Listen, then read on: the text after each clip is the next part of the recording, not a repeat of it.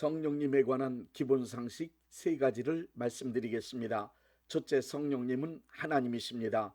성령님은 삼위일체로 존재하시는 하나님이십니다. 정통 기독교는 성부 하나님, 성자 하나님, 성령 하나님 세 분이 하나라는 뜻인 삼위일체 하나님을 믿습니다. 삼위일체로 존재하시는 하나님은 서열이나 차등이 없으신 모두 동등하신 하나님이십니다.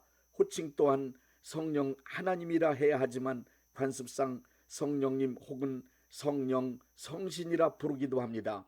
둘째, 성령님은 성자 예수님을 증거해 주시는 분이십니다. 성령 하나님의 가장 중요한 사역은 성자 예수님이 바로 하나님의 아들과 그리스도이심을 증거해 주시는 것입니다. 고린도전서 12장 3절에 의하면 누구든지 성령님께서 증거해 주시지 않는다면 그리스도 예수님을 주라고 할 수 없습니다. 요한복음 1장 32절부터 34절을 보십시오. 성령 하나님은 요단강에서 세례받으시는 예수님이 하나님의 아들이심을 분명하게 증거해 주셨습니다. 요한복음 15장 26절에는 이렇게 기록되어 있습니다. 내가 아버지로부터 너희에게 보내실 보혜사 곧 하나님에게서 나오시는 진리의 성령이 오실 때 그가 나를 증언하실 것이요.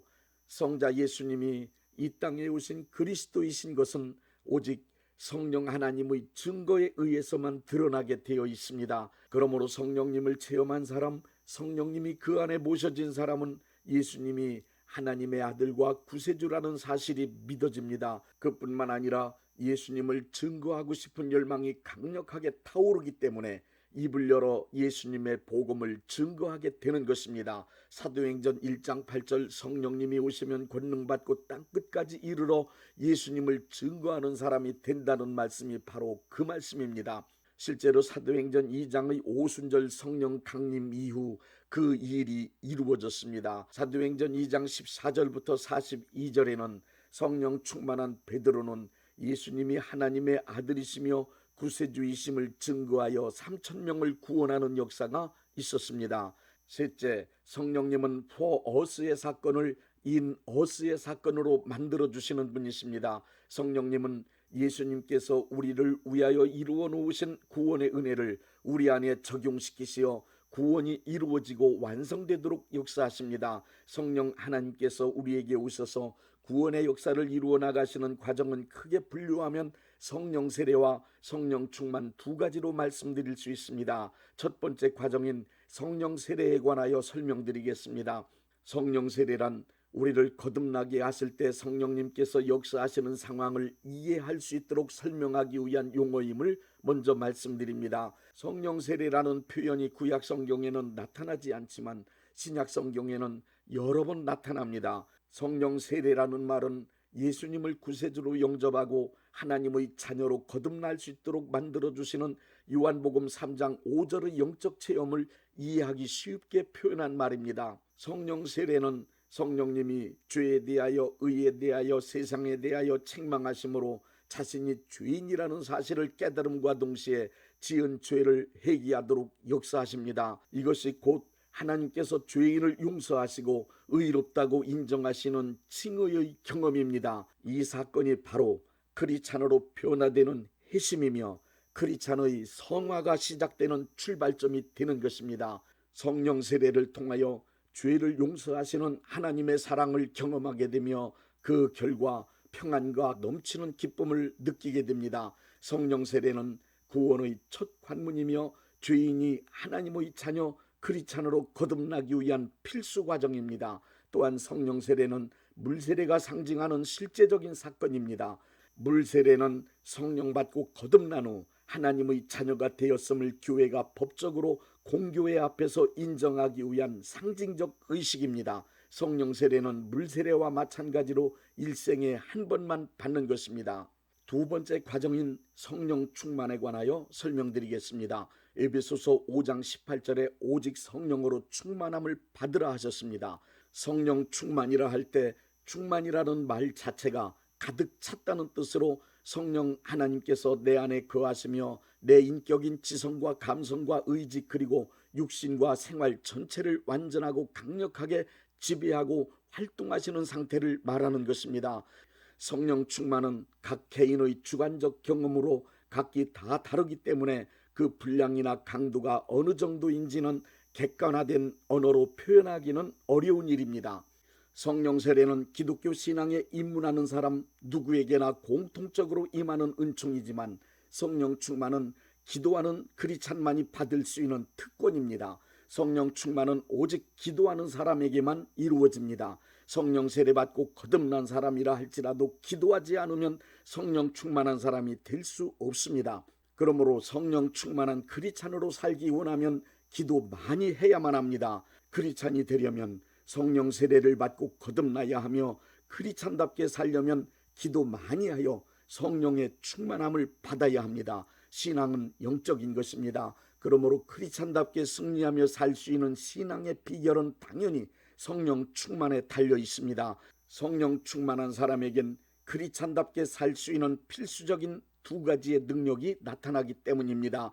첫째, 영적인 은사가 나타납니다. 은사의 원어는 카리스마라고 하는데 성령을 통하여 나누어 주신 선물이란 뜻입니다.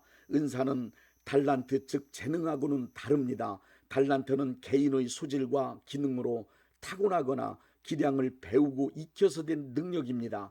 그러나 성령 충만함에 의하여 은사가 임하면 타고난 소질이나 재능이 전혀 없을 뿐만 아니라 배운 일이 전혀 없는데도 어떤 분야의 특별한 기능과 능력이 나타납니다. 고린도전서 12장에는 방언, 통역, 예언, 지혜의 말씀, 지식의 말씀, 영분별, 병고침, 능력, 믿음 등 9가지 은사가 기록되어 있습니다. 로마서 12장에는 예언, 섬기는 일, 가르치는 일, 권위하는 일, 구제하는 일, 다스리는 일, 긍휼을 베푸는 일 등 7가지 은사가 있습니다. 어떤 이들은 여러 가지 은사에 사랑의 은사를 덧붙여 말하기도 합니다. 그러나 사랑은 은사로 분류하기보다는 모든 은사를 사용하는 동기라고 말하는 것이 옳은 일입니다. 고린도전서 13장에는 모든 은사 사용의 동기는 사랑이 전제되어야 함을 말씀하고 있습니다. 사랑은 특별한 은사가 아니라 어떤 은사를 사용하든지 은사 사용의 동기는 무조건 사랑이어야 한다는 뜻입니다. 성경 말씀에는 다양한 은사들이 기록되어 있습니다. 모든 은사는 능력 있는 신앙생활을 가능하게 할 뿐 아니라 교회를 위하여 많은 사역을 감당할 수 있도록 만들어줍니다. 우리가 성령 충만하면 언제 어디서든지 영적 능력인 은사들이 항상 나타나게 되어 있습니다. 크리스찬은 이 은사를 통하여 마귀의 세력을 이기며 신앙생활에 유익을 얻게 되고 따르는 표적을 통해 예수님을 효과적으로 증거하여 많은 열매를 거둘 수 있습니다. 은사는 곧 하나님의 자녀가 이 세상에서 사용할 수 있는 권세입니다. 둘째, 9가지 성령의 열매가 나타납니다. 갈라디아서 5장 22절부터 23절에 크리스찬의 삶에 맺히는 9가지 성령의 열매가 기록되어 있습니다. 성령의 열매는 성령으로 행할 때, 즉 성령이 충만할 때 그의 성품이 예수님의 성품을 닮아 그리스도의 향기를 바라는 상태를 말하는 것입니다.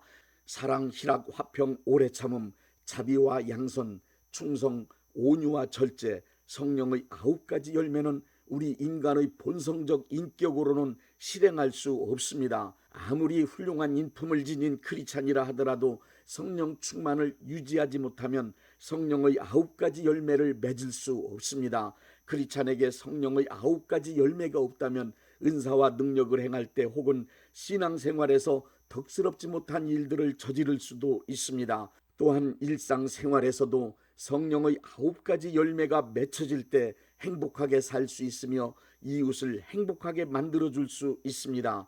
크리스찬에겐 성령 충만을 통하여 능력인 은사가 나타나야 하며 성령의 9가지 열매로 표현된 하나님의 좋으신 성품을 닮은 인품을 나타내야만 합니다. 그렇게 된다면 빛과 소금된 크리스찬으로서 이 세상에 만연한 죄악을 이길 수 있음은 물론이요 많은 사람들을 예수님께 인도할 수 있습니다.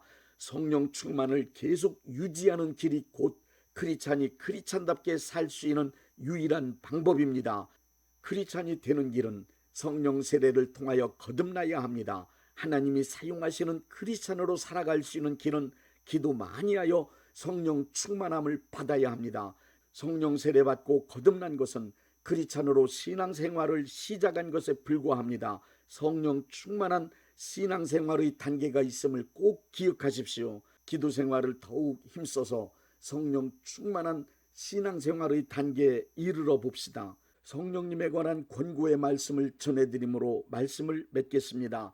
데살로니가전서 5장 19절의 말씀처럼 성령을 소멸하지 마십시오. 갈라디아서 5장 16절의 말씀을 따라 성령으로 행하십시오. 에베소서 4장 30절의 말씀과 같이 성령님을 근심케 하지 마십시오.